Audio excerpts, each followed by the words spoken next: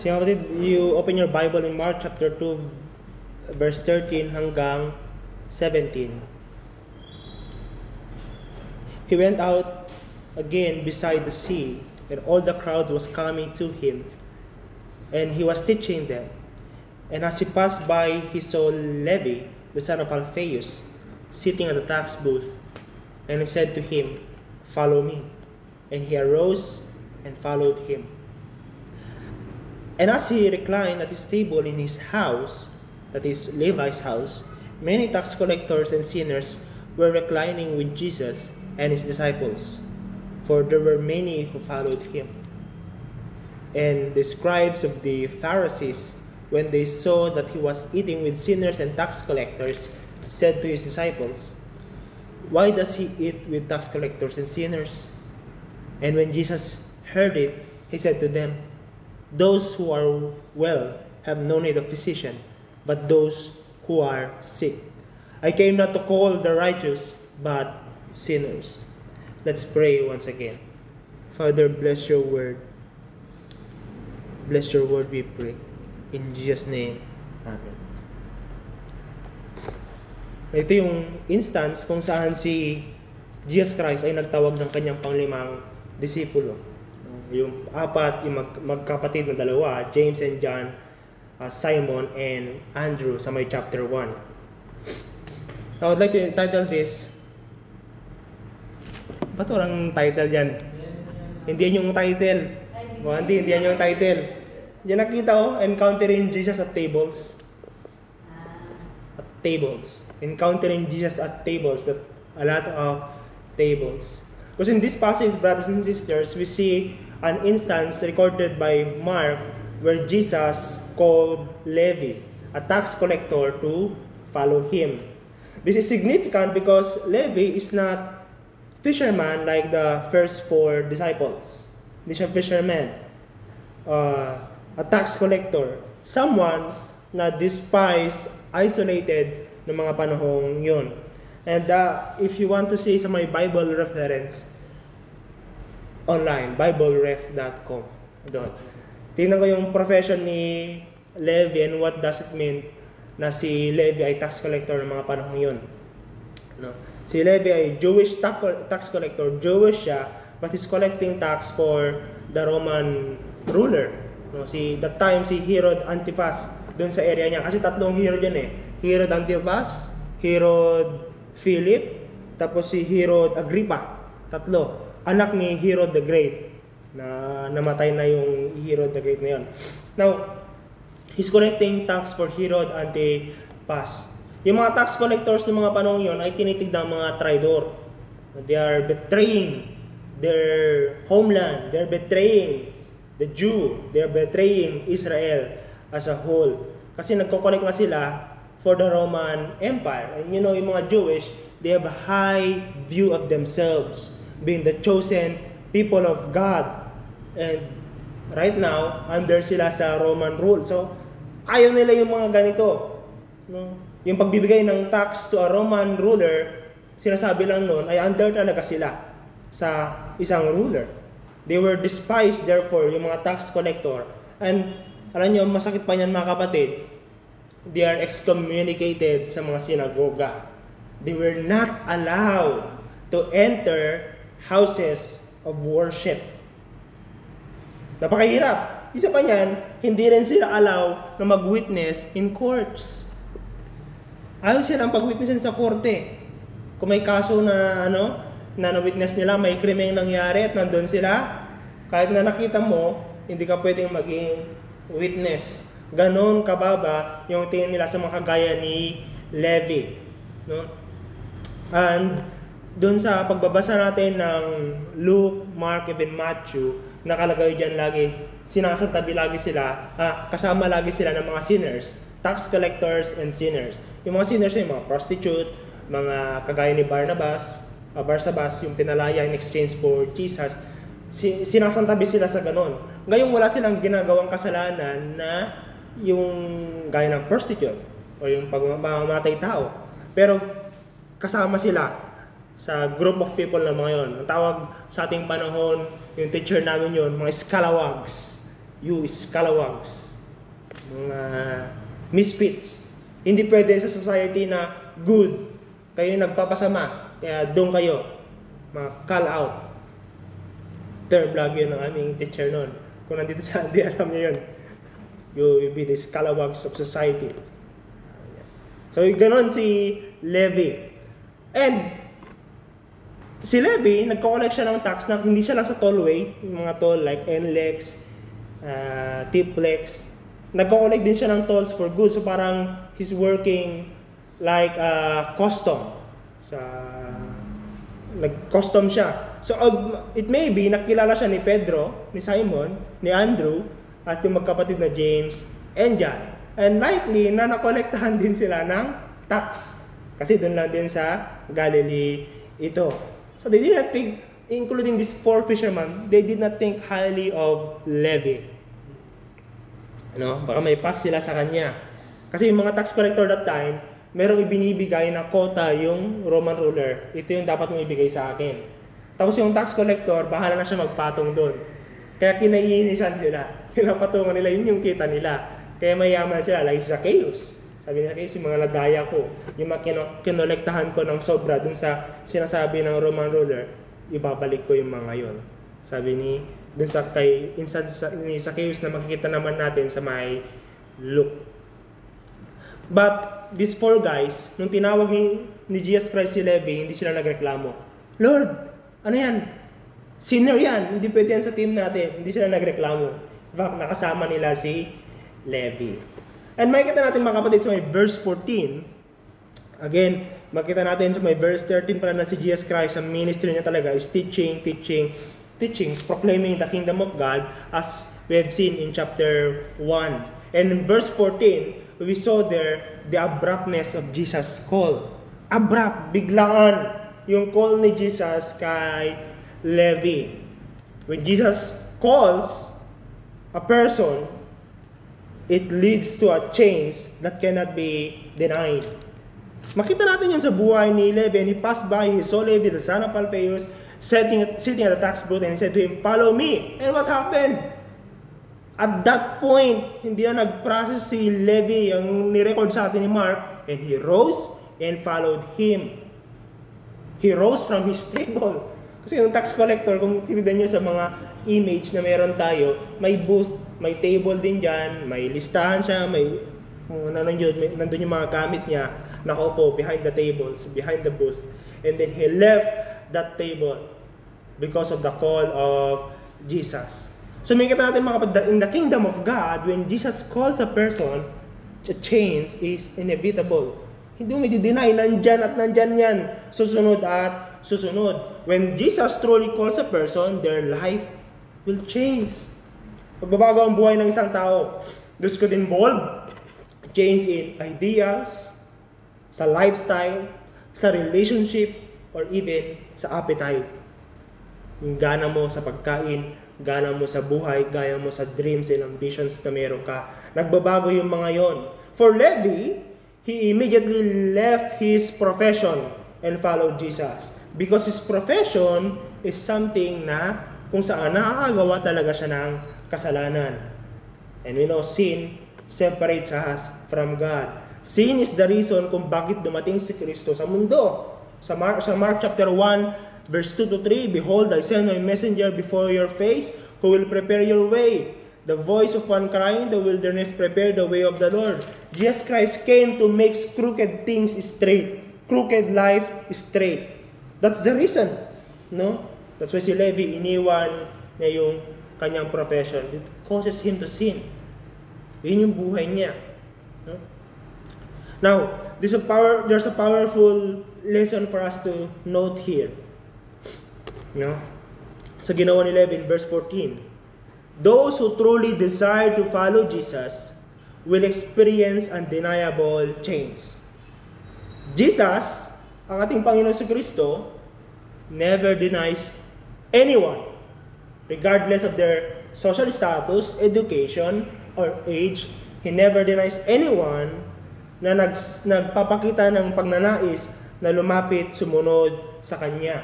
But the issue often nangyayari when people begin to understand what does it mean to follow Jesus. Yung kagustuhan nandun eh. Gusto nilang sumunod kay Kristo. Pero nung nalaman nila yung cost of following Christ, they immediately turn their back from Christ. We can see that in Luke chapter 18, the rich young ruler. Rabbi, susunod ako sa iyo. Paano ko magkakaroon ng buhay ng walang hanggan? Sabi ni Jesus Christ, okay, gawin mo yung mga commandments. Nagawa ko na pala lahat yon. Now, what I want you to do is to leave everything that you have, give it to the poor, and then follow me. Sabi nila, anong nangyari? Nagbago naman yung buhay ng lalaki. He went on sad. He went on mourning. He went on grieving. Kasi hindi siya nakasunod kay Kristo. Hindi nagbago yung kanyang priority. Meron siyang pagnanais na sumunod kay Jesus Christ, but his priorities did not change. Yung pa rin yung kanyang yaman, yung pa rin yung kanyang buhay. But in Jesus' call, when you encounter the call of Jesus Christ in your life, there will be shift of priorities. Unlike James and John, may kita natin mga kapatid, sa may chapter 1. When Jesus called them, yung pagbabago na nakita natin sa buhay nila ay dun sa kanilang relationships and profession, no? Levi, yung kanyang pagbabago naman na nangyari dun sa buhay niya, it means more than just leaving his job, leaving his profession. Hindi niya iniwan yung kanyang relationship. Ang nangyari, he invites others to a dinner with Jesus. At mga kaibigan niya to, tropa niya to, office mates. Di ba, tax collectors and sinners?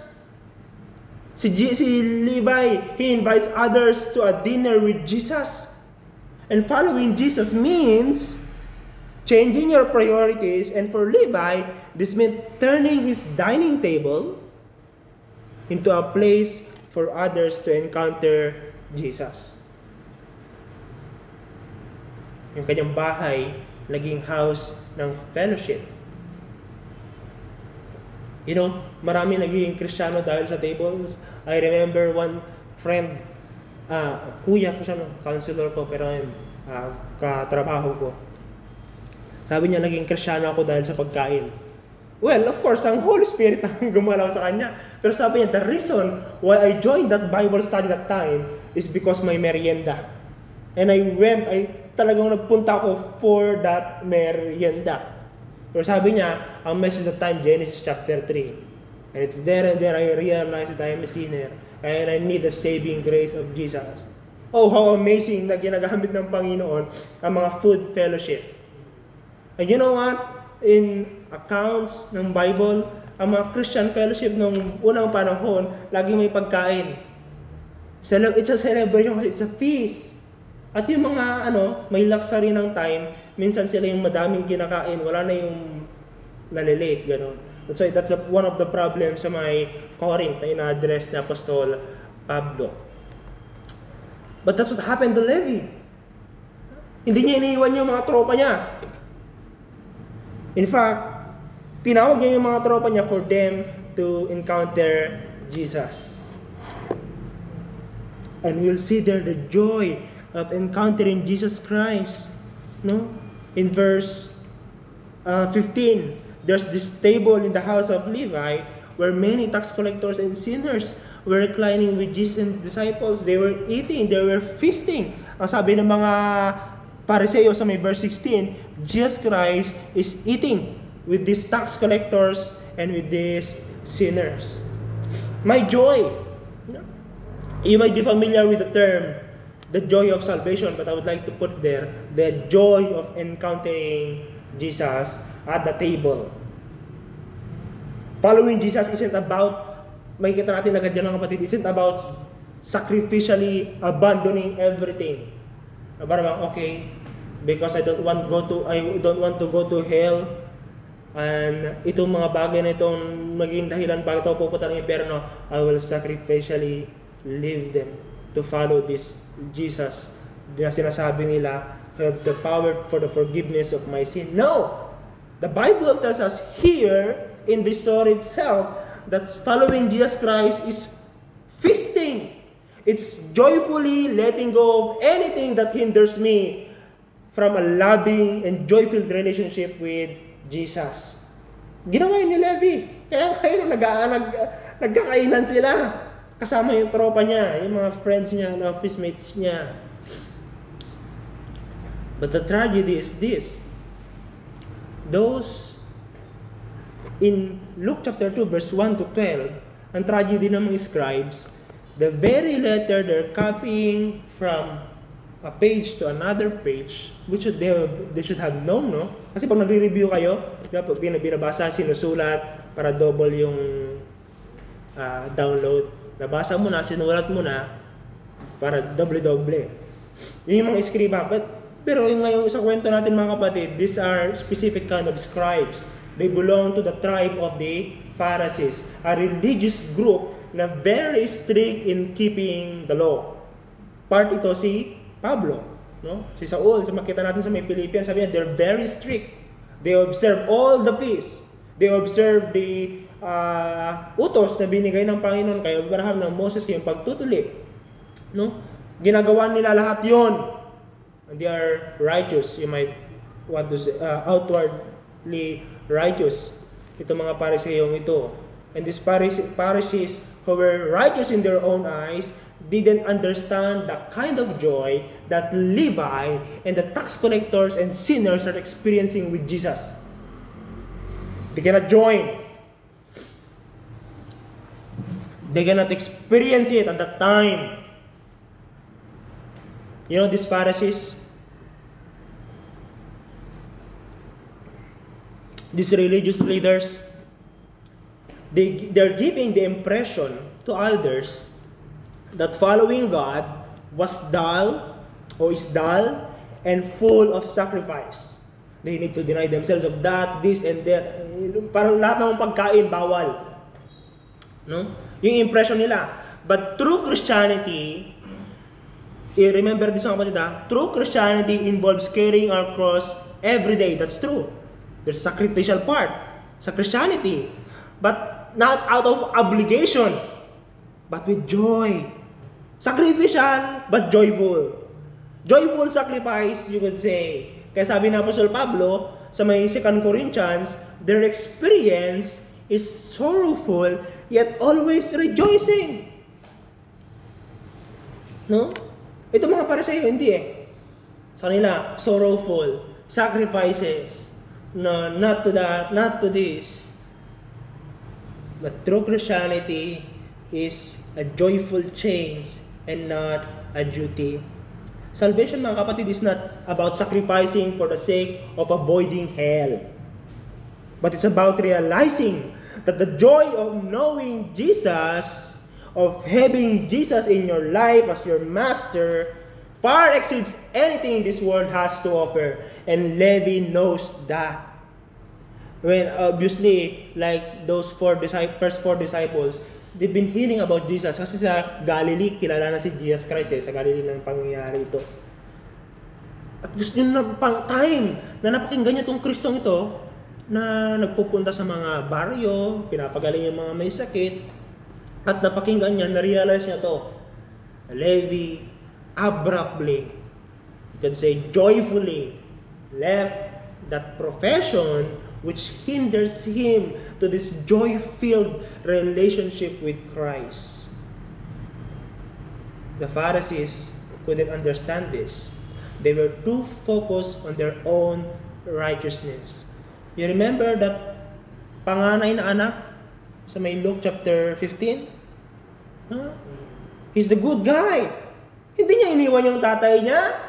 Nandun siya sa presensya ng kanyang tatay, sa ari-arian ng kanyang tatay, busy taking care of the cattle, of the flock, busy taking care of the pananim, serving his father faithfully. Unlike that prodigal son who left his father, binastos ng kanyang tatay, in-enjoy ang buhay sa mundo, and when he came back, may feasting! May feasting! And he cannot join that. In fact, bitter siya, hindi siya makasali. Because meron siyang misconception. Hindi niya alam yung joy na meron kay Kristo. Christianity is joyful. So, mga kapatid, there are days na kailangan talaga nating i-drag yung ating sarili, hilain ourselves out of our houses, out of our bed, out of this screen. Kailangan nating i-drop yan, yung mga screen natin, just to be with Jesus and with other believers. There are those times. I don't know kung gano'n ang experience nyo this morning. But for others, kailangan nilang gawin yon, sacrificially, dragging themselves out of their bed, going to the house, maligo, mag-toothbrush, magkumain and everything. Parang walang gana sa buhay. But dragging ourselves should not be the mark of our days bilang mga mananampalataya. It's joy and peace, knowing that the value of what we have and what we could have by practicing these disciplines ay hindi pwede i-compare sa kung anong meron sa ating higaan, sa ating cellphone, sa ating mga bahay-bahay. It's worthy and it cannot be compared to anything na meron ng mundo. Another na makikita natin is still in the same verses, verse 15 and verse 16. Ang ating Panginoong Jesucristo, the kingdom of God in Christ, creates a new kind of community. From the table where Levi or Matthew do his tax collecting to a table with Jesus and others. Jesus Christ is the reason kung bakit mayroong ganitong community na masaya, may kainan. In verse 15, we see that Jesus shares a meal with tax collectors and sinners. No? Look down both tax collectors and sinners by religious leaders. At guys, nung unang panahon, sharing a meal with others, sharing a table with others, meaning sharing life with them. You are inviting them into a different level of relationship. At ito yung ginagawa ni Jesus Christ dito. Something na itong mga Pariseo, nasa batas nila yan, nasa 600 plus law nila na no way. Hindi ka sila pwedeng pumasok, itong mga tax collector, hindi ka pwedeng pumasok sa sinagoga. Tapos, you, Jesus, a rabbi, teaching the word of God, eating with them? Oh, you may have lost your mind, Jesus. Unless, hindi nila naiintindihan talaga kung anong ginagawa ni Kristo. Jesus Christ is here creating a new community. A community of people looked down by religious leaders. Should be the religious leaders welcoming these people, no? Pero hindi ganun yung nangyayari. But thank God, meron si Jesus Christ making relationship with the very people that religious leaders rejected. Mga kapatid, Jesus Christ is not doing this to identify with them. Para gawin din yung kasalanan nila. Para makishare. May negosyo kayo. Baka pwedeng kwan dyan. Share tayo ng capital.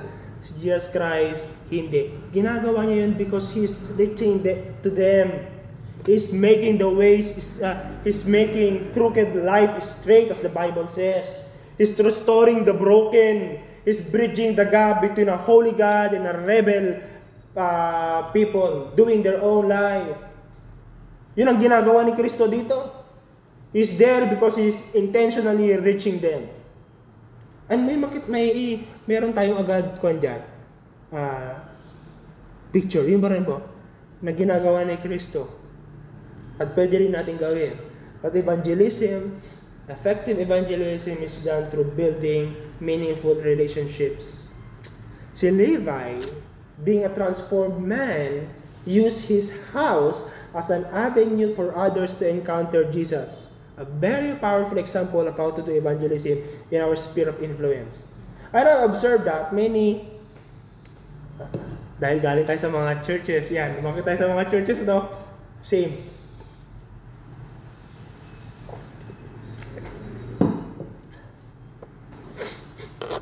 In our ministry to students, even ako yung college pa, I've observed that many believers fail to share Jesus not because of their lack of training sa evangelism.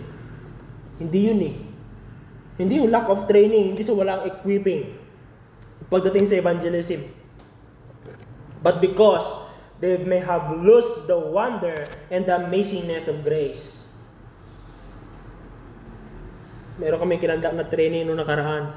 I had mentioned that.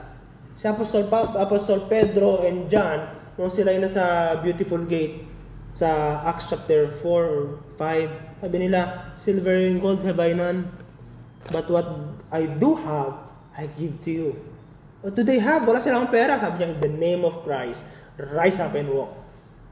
The name of Jesus, it's Jesus that they have. At si Jesus Christ yung pwede nilang may-share.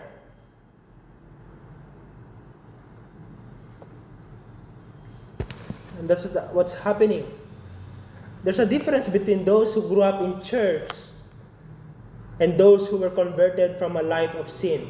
A life, let's say, a life of public sin. A life of known sin. May difference mga kapatid. I don't know kung ma-observe nyo ito. Kung makakilala kayo, I've observed this a lot of times. You know, often those who come from broken backgrounds have a zeal for the Lord that those like us who were raised in a Christian family, a household, sometimes lack. Yung mga ganon. And why is this? Yung pastor nila Grace noon, nakwento niya naman siguro sa iba sa inyo, no? Kung yun eh, nag-work sa government pero dinudugas niya ang government eh. He's working, I think sa PDEA or NBI. Kumukuha sila ng mga drugs, so gagamitin nila, kaya ibebenta nila. Yung mga nasasamsam nila ng mga golds and kwan, supposedly to be reported, tatago nila yon. And that's a known sin, that's a public sin, known by his tropas. Tapos naging Kristiyano siya, abay, nag-iba. Wala na siyang binanggit kundi si Jesus Christ. Lahat na lang makikita niya, wala siyang ibang binabanggit kundi si Kristo. At naririnig na yung mga kasama niya. Kasi wala na siyang bukang bubig kundi si Jesus, Jesus, Jesus. And why is that? Because what's happened to him is so real visually. Alam mo yung buhay niya dati and people knows his life. And then when he encountered this man named Jesus Christ, everything changed. Everything changed. The grace of God for him is so amazing. Another person, ninong namin sa kasal, si Pastor Kenneth, nakikita ko yung mga post niya. Yung kwento niya, nagbo-Bible study siya, magpapakamatay na siya nun kasi iniwan siya ng asawa niya, iniwan siya ng mga anak niya because he's a womanizer, drunkard, tapos, haslero. Magaling siya magbilyar eh. Kalaro niya daw siyempre yung batariyas, no joke. Totoo daw yun, kalaro niya.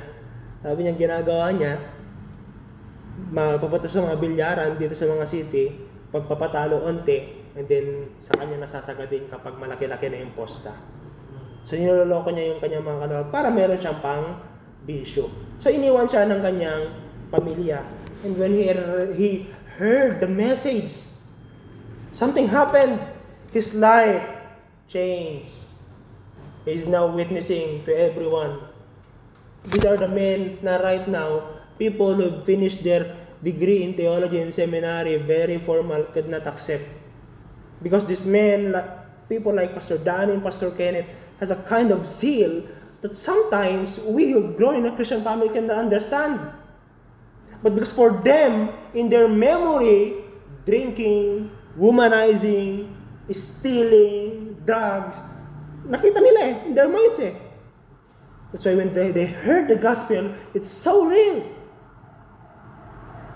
Bakit kaya yung mga kagaya natin na lumaki simbahan ay walang ganun? Well, the answer lies in the realization of the amazing grace we've received.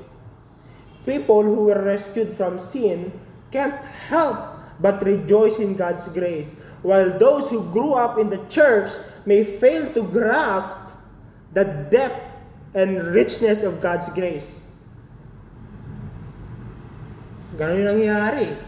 Konting lasang pait, konting appreciation ng tamis, konting pagod, konting realization ng pahinga. Pero yung pagod na pagod, ma-appreciate mo talaga lahat. Yung gutom na gutom, ma-appreciate mo yung ulam na bagoong. Because meron kang pinanggagalingan eh. And these people, meron silang pinanggagalingan. But the moral people, and sometimes, or most of the times, like you and me, lumaki sa simbahan, might compare themselves to others and think, I'm better than him, I'm better than her.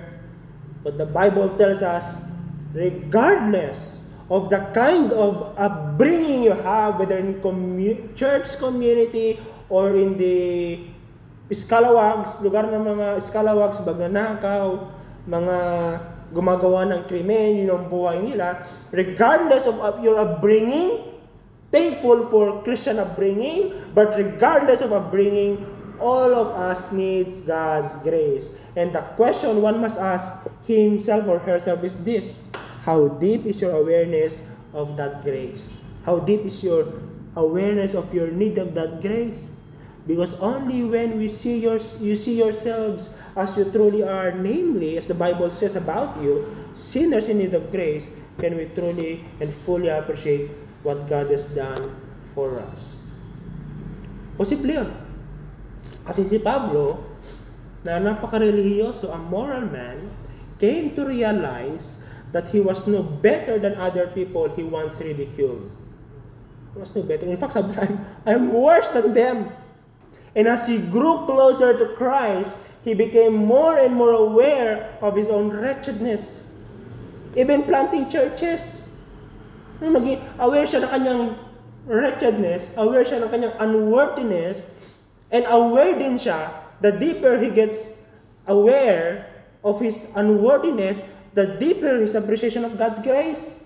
And what happened? He goes on planting churches, preaching the gospel, be it in the marketplace, in the rural areas, in the synagogue. He preached. Sabi niya, I determined to know nothing among you except Christ and Him crucified. He's a man with one message, Christ and Him crucified. You read Galatians, sabi niya, my Jesus who died for me, not for the world, for me. Isipin mo ba na namatay si Kristo para sa akin? That's amazing. If you know me, He died for me. I'm the wretched of sinners. I'm the worst of sinners. Sabi niya sa 1 Timothy chapter 1 verse 15. And that propels him to a life of service, to a life of joyful sacrifice para sa Diyos, para sa Kristo na matay para sa Kanya.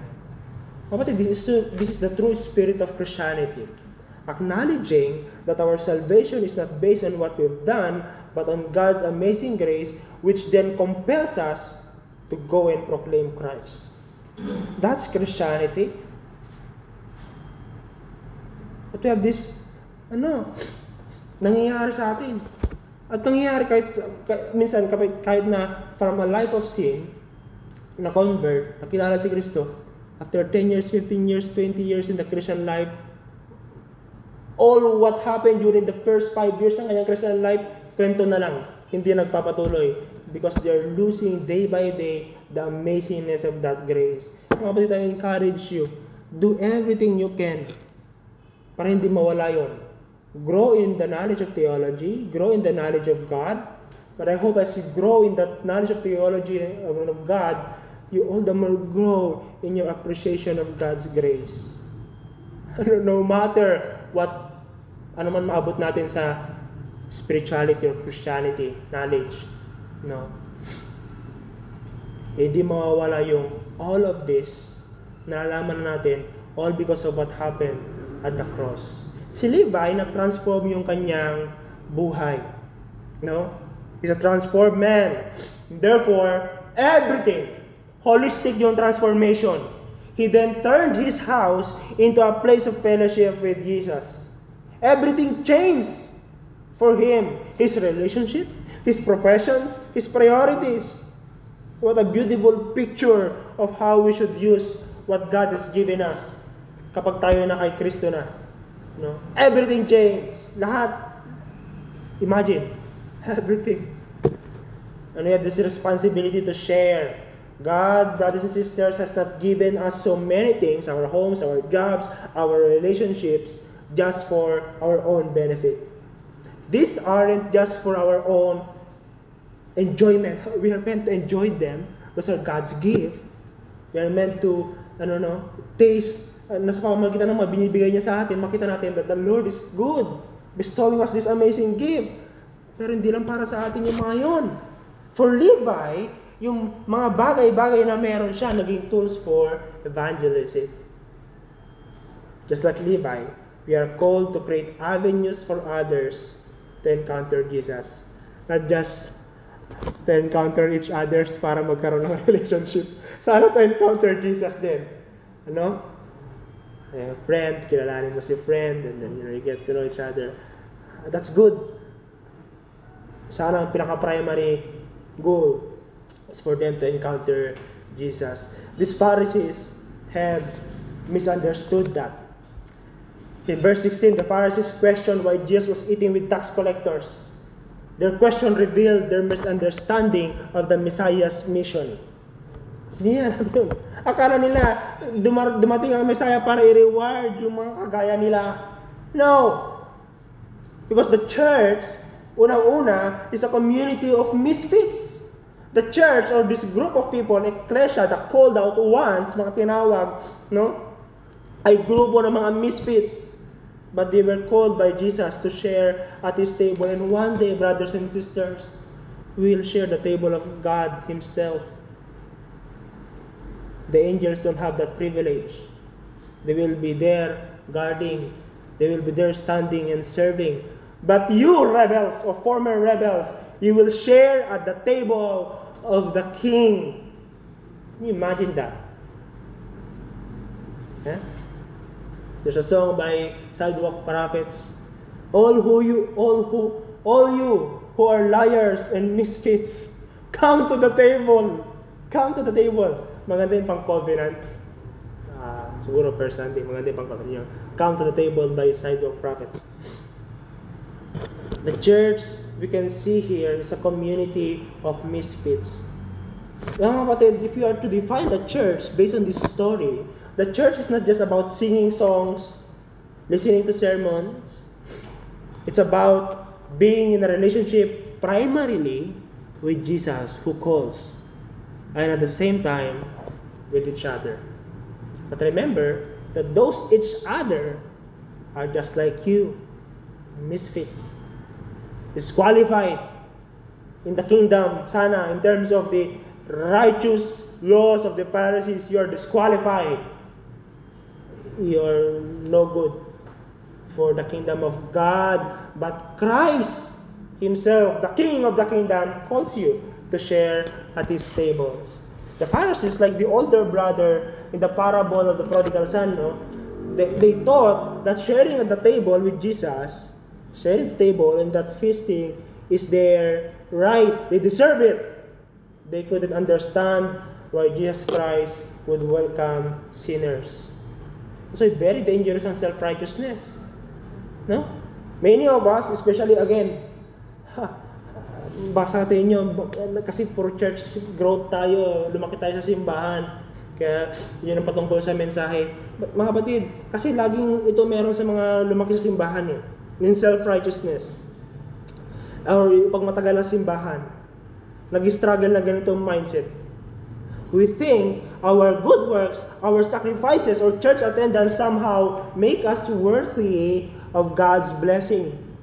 But we must remember the story here, as Jesus pointed out, that there are no place for righteous, self-righteous people in the kingdom of God, only for those who in themselves realize they are unworthy.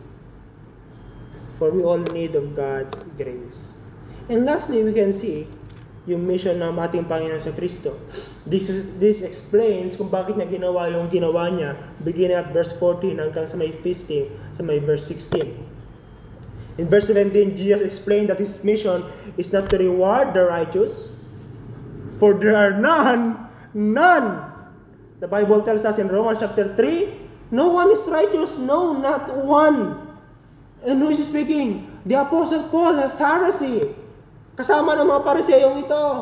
Ano, intindihan lang sana nila. Paul, the Pharisee, says, no righteous. No, not one. Therefore, Jesus Christ did not come to reward the righteous na wala naman talaga, but to call sinners to repentance. The religious leaders thought they could cleanse themselves through outward rituals, but Jesus knew that their problem is not outward cleansing, but something inward. Transformation. That's why regeneration is very, very necessary. No? Minsan, pag maka-encounter kayo ng mga taong I'm unworthy, pero kung konti na lang ma-encounter mo na gano'n, yung alam nila sa sarili na that they are unworthy, that they themselves will, kung sila mismo mag-examine ng kanilang buhay, sila na mismo yung magre-reject ng kanilang sarili. Kakunti na lang yung gano'n. Everyone outside think they are worthy. Even the drug lords sa Mexico, kung nanonood kayo ng mga palabas, yung mga series, yung mga drugs, mga kingpins. Kasi kahit na nagnegosyo sila sa drugs, bigay nila simbahan. Meron silang mga charitable works, thinking that through those charitable works, they are worthy. But for those people who think they are unworthy, but still wanting Jesus Christ, the invitation for them is to come to Jesus just as they are. Yes, just as they are. Transformation don't happen before encountering Jesus. The transformation that we Christians want to see sa buhay ng iba at sa buhay din natin happens when they encounter Jesus. So no need for preparation for them. Kapag mag-evangelize tayo, you don't need to prepare yourself. Come to Jesus right now. There and there when you encounter Him. The change that you want to do, the preparation that you want to happen in your own life, it will happen there. When you truly encounter Him. Because it's Christ that makes one worthy. It's Christ, the doctor of souls. Sabi sa may verse 17, is the doctor. Come, you patient, hindi mo kailangan uminom muna ng gamot. Pumunta ka sa doktor mismo. Kasi Jesus Christ is the physician Himself, the doctor of souls. Come to Him. Jesus Christ welcomes anyone who comes to Him. Because He Himself has said, He came to heal the brokenhearted in Mark chapter 1, as prophesied about Him. The reason why He came is to restore the broken, to make the crooked straight, to seek and save those who are lost. But you Christian, you brothers and sisters, Jesus calls you. His calling to Levi is a call to us all. It's a call to transformation. It's a call to change our priorities and to make our lives, everything about our lives, profession, relationship, everything, to make it as an avenue for others to encounter Jesus. No matter where you are, where you've come from, no matter what you've done in the past, yung mga pagkukulang, pagmamamalabis, the invitation still is open. So mga kasaliw RSVP, pag di na nagre-register, tapos na, but the invitation is still here, still open for others and for you. Come to the table just as you are and experience the joy of salvation that only Christ can provide. May be encouraged to come to Jesus every day and to invite others to come to Him. Let us pray.